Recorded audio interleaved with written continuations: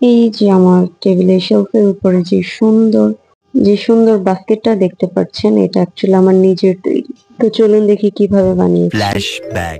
Actually যেদিন আমরা room change করেছি, আমাদের অনেক উঠানো সিরামিকের জিনিস ছিল গিফটে, যেগুলো দোকান থেকে দিয়েছে। তো রুম যখন গোছাচ্ছিলাম, তো আমার মনে হচ্ছিল যে আমার একটা বাস্কেট দরকার ওই কর্নারে। তো আমি হলাম অনেক, যেহেতু সিরামিকের জিনিস ছিল, ওখান থেকে একটা সেট বের করে দেন হচ্ছে একটা বক্স নিয়ে নেই। আর অ্যাভয়েড মাই রুম, কারণ তখনও বাসায় গোছানো হয়নি, সব এলোমেলো। আর ওই টাইমে রাত 1টা থেকে 1:30 বাজে, তখন আমি এটা বানাইতে বসছি। তো ফার্স্টে আমি এই বাক্সটা হলো সুন্দর করে খালি করে দেন হলো এটা একটু শক্তপোক্ত করার জন্য ভিতরে ভিতরে আরো একটা কার্ডবোর্ড কেটে দিচ্ছিলাম। আর যেগুলো আলাদা ছিল ওইগুলা হলো গ্লু দিয়ে লাগিয়ে নিচ্ছিলাম। আপনারা এখানে যেগুলো গ্লু ইউজ করতে পারেন।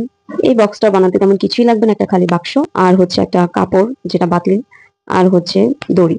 যে কোনো দড়ি নিতে পারেন, ম্যাক্রোনের, আদার্স যে কোনো। তো আমার বাসায় একটা পড়া ছিল কাপড়, আর হচ্ছে দড়ি ছিল, যেহেতু অনেক কিছু বেঁধে আমরা নতুন বাসায় উঠেছি, তো অনেকগুলো দড়ি ছিল।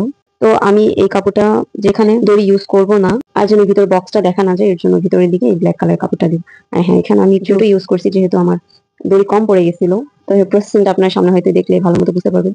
এখানে আমি গ্লু গান ইউজ করছিলাম, বাট গ্লু গান বক্সে যেন ভালো মতো লাগে না, আমি খেয়াল করে দেখলাম। যাই হোক, পরবর্তী প্রসেসিং গুলো আপনার ভালো মতো বুঝতে পারবেন দেখলে মনোযোগ সহকারে। তো এখানে আমি আবার সেম ভাবে B1000 গ্লু ইউজ করি, কারণ গ্লু গান কোনোভাবেই কাপড়ের সাথে আর বক্সের সাথে লাগছিল না। তো পুরো কাপড়টা আমি ঘুরিয়ে ঘুরিয়ে পুরো বক্সের মধ্যে লাগিয়ে নিই, এবং বাড়তি যে কাপড়টা থাকে ওটা আমি ভিতরের দিকে দিই। আপনার ভিডিওটা একটু ভালোভাবে মনোযোগ সহকারে দেখে বুঝতে পারবেন যে আমি কিভাবে কাপড়টা লাগিয়েছি। আমি বাহিরের সাইডে অল্প একটু কাপড় দিয়েছি, আর ভিতরের সাইডে পুরো কাপড়টা ঢুকিয়ে দিয়েছি।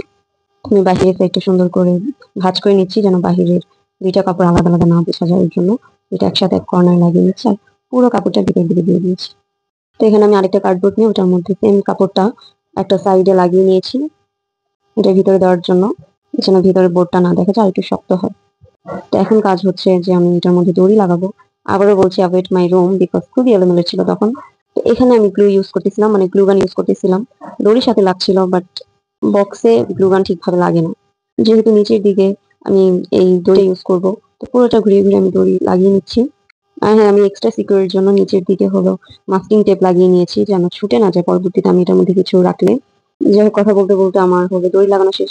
এখানে হলো যেহেতু আমার একটু কম পড়েছে দড়ি, এর জন্য আমি নিচের দিকে বস্তা ছিল, বস্তা কেটে ওইটা অল্প একটু অংশ আমি এখানে লাগিয়েছি। এই বস্তার টুকরোটা হচ্ছে আমি একটা র্যাক বানিয়েছিলাম বস্তা কেটে, ওইটার কিছু টুকরো রয়ে গেছিল, ওই ভিডিওটাও ইনশাল্লাহ সামনে দিব। তো ওইটা এখানে লাগিয়ে দিচ্ছিলাম। তো আমি একটা দড়ি আলাদা রেখেছি, যেন ওইটার উপরে দেওয়া যায়, যেন পরবর্তীতে বস্তা খুলে না আসে নিচের দিকে দিলে। তো এখানে আমি খুব সুন্দর করে জুট আর হলো ম্যাক্রোমি যে কাপড়টা লাগিয়ে নিচ্ছিলাম। আমি হলাম বক্সের নিচের দিকে সুন্দর করে বস্তা লাগিয়ে নিয়েছি, যেন পরবর্তীতে খুলে না যায় সুন্দর করে। তো আমি গ্লু দিয়ে সুন্দর করে বক্সটা, মানে বস্তা লাগিয়ে নিয়েছি, আর এর উপর দিয়ে আবার এক্সট্রা সিকিউরের জন্য কিছু কার্ডবোর্ডের অংশ কাটা ছিল, ওইটা লাগিয়ে নিয়েছি। পুরোপুরি কাজ করার পরও আমার কেন যেন এটা খালি খালি লাগতেছিল। তো মনে পড়ছে ঠিক তখনই যে মামা কিছু ঝিনুক এনেছিল কক্সবাজার থেকে, এখানে এখনো কিছু ঝিনুক আমার কাছে আছে। তো আমি গ্লু দিয়ে আর হলো ঝিনুক লাগিয়ে নিয়েছি, কিছু শামুক ছিল, কিছু ঝিনুক ছিল, তারপর হলো কয়েকটা পুঁতি লাগিয়ে নিয়েছি। তো আমি এখানে হচ্ছে ঝিনুক আর হলো শামুক গুলা লাগিয়ে নিচ্ছিলাম আমার অ্যাকর্ডিং।